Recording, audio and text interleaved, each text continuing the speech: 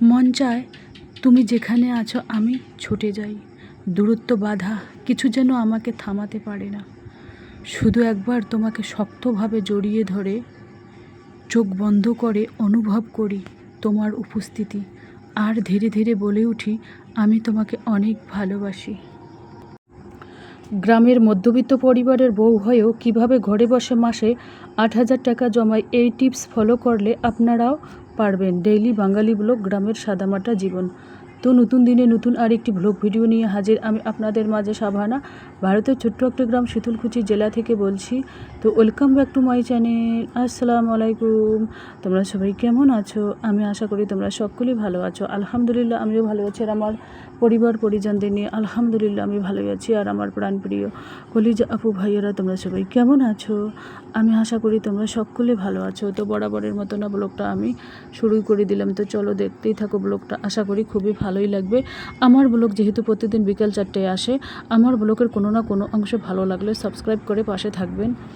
তো গ্রামের মধ্যবিত্ত পরিবারের বউ হয়েও কিভাবে ঘরে বসে মাসে ৮,০০০ টাকা জমায়, এই টিপস ফলো করলে আপনারাও পারবেন। তো যাই হোক, মেন টপিকে আসি। আরে বাপরে কি গরম পড়েছে, কি বলবো, আর সবার মুখে একটা কথা, আরে বাপরে, ওরে মা রে, ওরে বাবা রে, এরকম একটা সবার মুখ থেকে ডাক চলে আসছে। তো যাই হোক, গ্রামের যেহেতু আমি মধ্যবিত্ত পরিবারের, ঘরে বসে থেকেও আমি কিন্তু টাকা সঞ্চয় করে ৮,০০০ কীভাবে, আমি কিন্তু সংসার খরচ থেকেই ঘরে বসে ৮,০০০ টাকা সঞ্চয় করি। তোমরাও চাইলে আমার মতো করে, আমি সংসার খরচ থেকেও ৮,০০০ টাকা সঞ্চয় করি, প্লাস আমি নিজেই 10,০০০ প্লাস ইনকাম করি। সংসার খরচ হাজব্যান্ড আমাকে প্রত্যেক মাসে 20,০০০ করে দেয়, 20,০০০ করে আমাকে সংসার খরচ দেয়। সেই 20,০০০ টাকার থেকে আমি 8,০০০ টাকা খুব অনায়াসে সুন্দর বা সহজভাবে সঞ্চয় করি বা জমাই। তো কিভাবে সেটাও তোমাদের কাছে আমি শেয়ার করতেছি। দেখুন, এর আগেও আমি প্রত্যেকটা ব্লগে বলছি কিভাবে আমি টাকা সঞ্চয় করি, সেটা আমি প্রত্যেকটা ব্লগেই তোমাদের কাছে শেয়ার করি। বাস্তবে যেটা আমি কিন্তু সেটাই তুলে ধরি। দেখুন, প্রথমে হাজব্যান্ডের প্রথমেই টাকা চলে আসলে প্রথমেই 20,০০০ টাকার মধ্যে থেকে 8,০০০ টাকা সরিয়ে রাখতে হবে আলমারিতে রাখো, আর ব্যাংকে গিয়ে রাখো, আর মাটির ব্যাংকে আর প্লাস্টিকের ব্যাংকে রাখো। সবাই কিন্তু টাকা সঞ্চয় করে, কিন্তু সবার টাকা সঞ্চয় করার ধরন আলাদা। তো যাই হোক, সেই 8,০০০ টাকা আমি কিভাবে সঞ্চয় করি, দেখুন, প্রথমে আমি কিন্তু লিস্ট করি, ওই যে বাজার খরচ আছে 20,০০০ টাকা, সেখান থেকে আমি কিন্তু লিস্ট করি। লিস্ট করার পর আমি কিন্তু বাজার খরচটা করি, কারণ লিস্ট করলে ওই লিস্টের মধ্যে খরচটা কিন্তু থেকে যায়। আর লিস্ট করে খরচ না করলে কিন্তু বাজেটের থেকে বাইরে চলে যায়, তখন কিন্তু খুবই অসুবিধা হয় আর কি। তো এই যে দেখতে পাচ্ছেন এখানে টাকাগুলো, এখানে কিন্তু 20,০০০ টাকাই আছে। 20,০০০-এর মধ্যে 8,০০০ টাকা আমি আলাদাভাবে রাখবো। না হলে সব টাকা যদি এক জায়গায় আমি রাখি, তাহলে কিন্তু খুব অসুবিধা হবে সেখান থেকে টাকা 8,০০০ টাকা সরানো। ওই জন্য প্রথম শুরুতেই আমরা সেই বাকি টাকার 2,000 ওখান থেকে সারাও, বা কারো হাজব্যান্ড 15,000 দেয়, কারো 10,000 দেয়, কারো 7,000 দেয়, কারো 20,000 দেয়, যার যেরকম আয় তার সেরকম ব্যয় হয়, যার যেরকম আয় সেটাই আর কি। তো এই যে দেখতে পাচ্ছেন 100 টাকা আমি ওই প্লাস্টিকের ব্যাংকে সঞ্চয় করব, আর 100 টাকা ওই ছোট্ট মাটির ব্যাংকে সঞ্চয় করব। বড় মাটির ব্যাংকে আমি সঞ্চয় করব না, যেহেতু ওখানে আমি কয়েনগুলো ফেলি। আর যেহেতু আজকে 5 টাকা 10 টাকা কয়েন নেই, সেই জন্য আমি কয়েন ফেলবো না, এখানে 100 200 টাকাই ফেলবো আর কি। তো রান্নাটা খুব পাতলা হয়ে গেছে, মুখটা দেখা যাচ্ছে ভুল হয়ে গেছে, কালো রান্না দিয়ে আর কি করানো। তো যাই হোক, চলো ব্লগটা দেখতেই থাকো, আশা করি খুবই ভালোই লাগবে। আর সংসার খরচ যেটা লাগবে পরিমাণে, তার থেকে একটু করে কমাবেন। যেখানে লাগবে 1.5 কিলো মাংস, সেখানে 500 গ্রাম দিয়ে চালিয়ে দিও, বা 1 কিলো দিয়ে চালিয়ে দিও। যেখানে মাছ লাগবে 1 কিলো, সেখানে 200 গ্রাম দিয়ে 300 গ্রাম দিয়ে চালিয়ে দিও, এরকম। প্রবাস থেকে হাজব্যান্ড আজকে বাসায় চলে আসলো। তো এই যে দেখুন হাজব্যান্ডের ব্যাগে কী সেটাও তোমাদের কাছে একটু শেয়ার করি। কিছু নেই তেমন কিছু, একটা চশমা, একটা ক্রিম পাইলাম, কয়েকটা কাপড় চোপড় আর চার্জার। যাই হোক, দেখা যাক কী আছে আর কি। তো যেখানে আলু লাগবে, আলুর তো বর্তমান দাম কম, 10 টাকা কিলো। তো যেখানে আলু 1 কিলো লাগবে সেখানে 500 গ্রাম দিয়ে চালিয়ে যাব, যেখানে আটা লাগবে 4 কিলো সেখানে 3 কিলো দিয়ে চালিয়ে দেবো, যেখানে সরষের তেল প্রত্যেক মাসে 6 কিলো লাগবে সেখানে 4 কিলো বা 5 কিলো দিয়ে চালিয়ে দেবো। এইভাবে কিন্তু মানে কম কম খরচের মধ্য থেকেও আমাদের বুদ্ধি খাটিয়ে সংসার খরচ থেকেও কিছু টাকা সঞ্চয় করা সম্ভব, যদি বুদ্ধিটুকুনো থাকে। নারী তুমি আর যাই করো না কেন, বুদ্ধি ব্রেনটা ভালো করে খাটাবে সংসার চালানোর সময়, তাহলে কিন্তু এখান থেকেও তুমি কিছু হলেও টাকা সঞ্চয় করতে পারবে। এটাই হচ্ছে মেন কথা।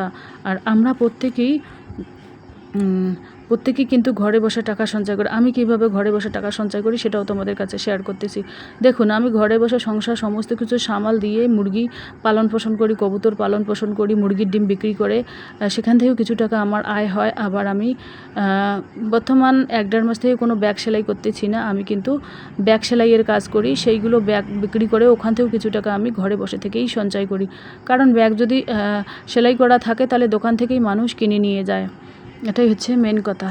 মানে যে কোনোই ব্যবসা করো না কেন, সব ব্যবসায় কিন্তু ইনকাম আছে, সেই ইনকামগুলো নিজেকে ম্যানেজ করে নিতে হবে। এই যে দেখুন কচুর ফুল, সেদিন কচুর ফুল নিয়ে এসেছিলাম, সেদিনকারগুলো তাজা ছিল না, তো মাকে বললাম যে কয়েকটা কচুর ফুল তুলে দাও। তো এগুলো সেদিনকারগুলো মানে 2-3 দিনকার ছিল। আর এখানে দেখতে পাচ্ছেন কাঁচা লঙ্কা, কচুর ফুল, সাতপুতি, আর কী যেন শশা আছে একটা।